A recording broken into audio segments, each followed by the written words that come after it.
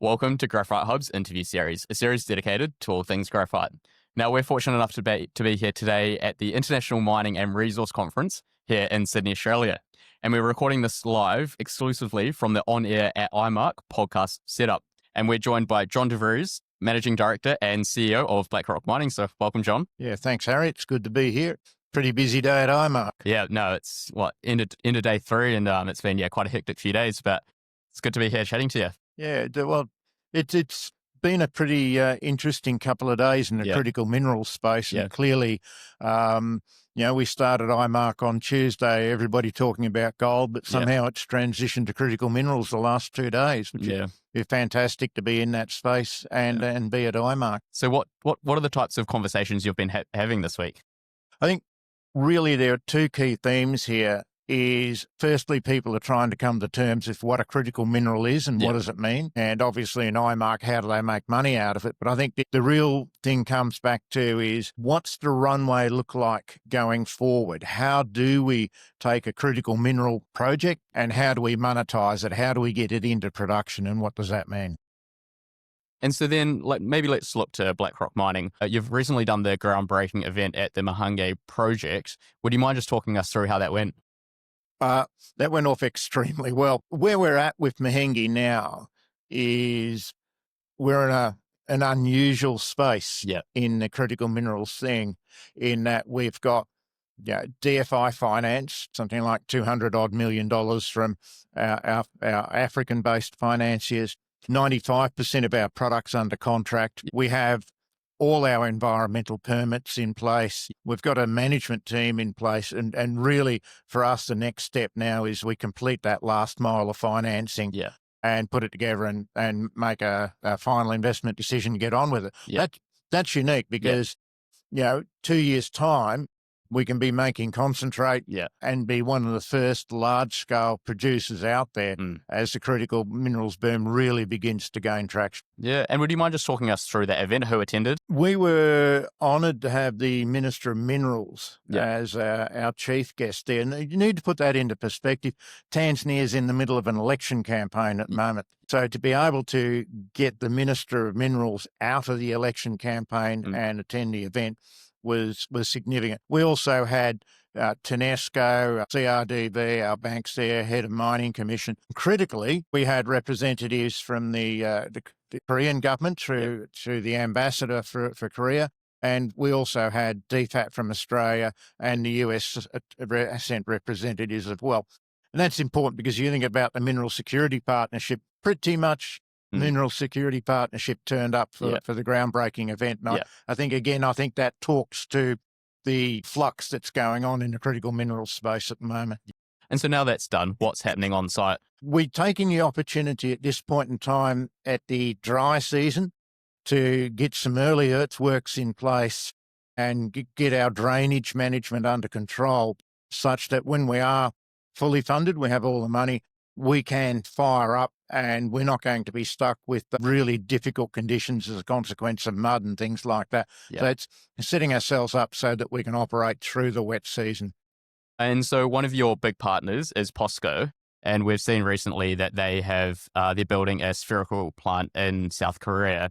So would you just mind talking us how you fit into that supply chain? Yeah, that's what's going on with POSCO, I think, is a model for how the critical mineral space works. So to put POSCO's intermediate plant into perspective, we need to step back maybe 2 weeks ago when they announced a very significant anode supply deal with an unnamed US auto manufacturer. Yeah. It was 460 million.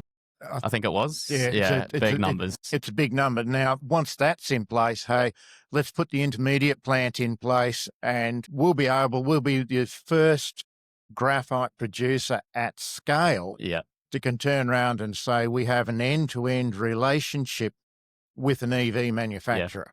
Now, POSCO's in the middle on that, but at the end of the day, POSCO can out-manufacture us and we can out-mine POSCO. But together, it's a supply chain. And as I keep saying, supply chains are a team sport. You have to know how to pass the ball. Yeah, exactly. I think if a graphite company tries to go fully downstream themselves, we're seeing issues at the moment of actually just how difficult that is.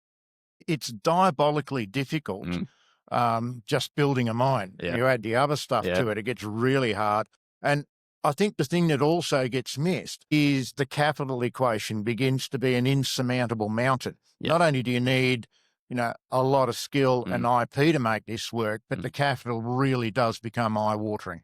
But we've just seen Graphenix with receiving a letter of interest of up to, I think, 830 million, 1.3 billion AUD, which is hopefully it's going to turn the tide with the wider graphite market, and some of these other companies benefit from the spotlight that graphite is getting through that announcement. Yeah, well, I think what's happening at the moment is, again, with the attention in the critical mineral space, is people are beginning to wake up. You can't make a lithium-ion battery without an anode. Yeah. And that just hasn't had the attention that it's needed. And suddenly there's a bit of a scramble to play catch-up here.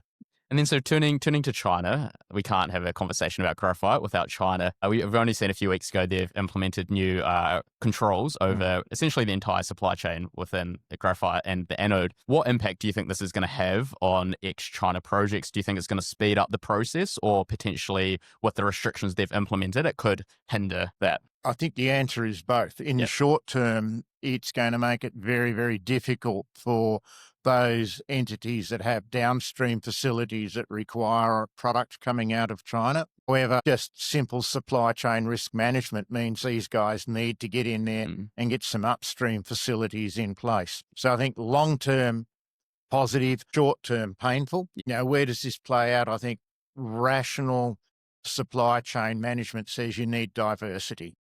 Absolutely. Like, how can we rely on China for 98% of active anode material? Yeah. What could possibly go wrong? Yeah. Maybe turning back to the Mahenge project, I understand that in the first stage, it's going to create, is it about 400 jobs, and then up to about 900 once fully developed. What does this project mean for the community? Enormous. Yeah. I think I saw some photos of when you were there, and the amount of the audience was, there must have been a few hundred people there. Yeah, we had to keep that audience down. There was about 900 turned up. Wow. And literally a lot more would have turned up. Yeah. When you're doing these development projects, you need to think the concept we use is a host community and a host country. So an example of how we are lifting everybody up here is we have to build a 220 kV power line from Ifakara to Mahenge. Now, it costs us a lot of money, but that creates reliable power at Mahenge, useful for our project, but it also allows other mine projects to be developed. There's a number of projects there at Mahenge that are, we put the power line in with the transformer, maybe they'll get an opportunity to get going as well. And that talks about delivering national development agendas. That has a flowback effect because suddenly that opens pathways to financing. So if you think DBSA, IDC, and within Tanzania, CRDB banks, they also have a national development agenda. When they see us participating and creating the opportunity not only for ourselves, but for the community, that creates a pathway for finance. It's a win-win. And then so when we look, there's a lot of graphite companies here. There's maybe about 6 or 7. Why BlackRock? What's special? Look, it comes back to a couple of very important elements in our business model. Simplicity, very strong belief that if your upstream mine, your upstream mine must be profitable on its own merit. If it isn't, build the downstream facility and buy the concentrate from someone else. You'll make more money. So the upstream mine must be profitable. And that's where Mahenge steps up. And Mahenge steps up in that we've got a large flake portion, and that lifts our weighted average well above cost of production. Even at the moment in a hyper-competitive environment we're in, we still got a revenue to cost ratio 2 to 1. And that's driven by the flake proposition itself, but also the fact that we have grid power coming in that drops us at the bottom of the cost curve. Very simple project, economic stack up, Mahenge works. The other one we've done is been very careful about curating offtake relationships that are enduring. And POSCO's a great example of that.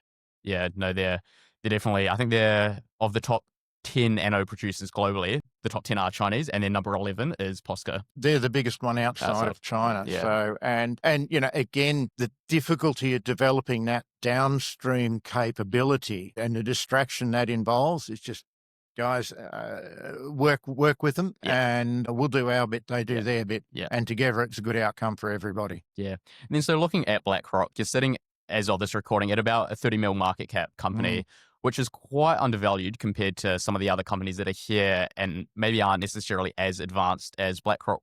Why do you think that is the case? Yeah, look, that's a conundrum that, I lie awake at night trying to scratch my head to understand. I think probably what it comes down to is the fact we are development ready. Everybody understands the next stage we need to do is get that equity or that piece between our debt finance and the equity finance done. So everybody's expecting us to go hit the market. I think the last 48 hours and the debate around critical minerals and the amount of state sponsorship now that is ex-China that's available is something that, we're pursuing with gusto. And we have some alternative structures out there that, if we're able to put these together, I think are going to surprise people. And we like to think that it'll very, very quickly pivot. But I think fundamentally the difference is we're development ready. Our track record is getting on with the job versus talking about it and just sitting on a bucket of cash. And I think that's the difference. Yeah. Okay. And then so looking ahead the next 6 to 12 months, what are the key milestones that you're going to hit? Look, the key milestone for us is getting to FID. Yeah. So that's completing the finance run, getting to FID, making FID, and getting into construction. And then 2 years after that, cutting a ribbon as we load the first load of concentrate on the ship going to Korea. Yeah. Well, I look forward to attending that. So do I. Yeah. Well, fantastic, John. It's been good to have you on here. Appreciate your time and insights, and we look forward to doing it again sometime soon. Hopefully see you here next year. Okay. Thanks, Harry. Appreciate your time, mate. Perfect. Thanks, everyone, for tuning into this episode of Graphite Hub's interview series. We'll see you next time.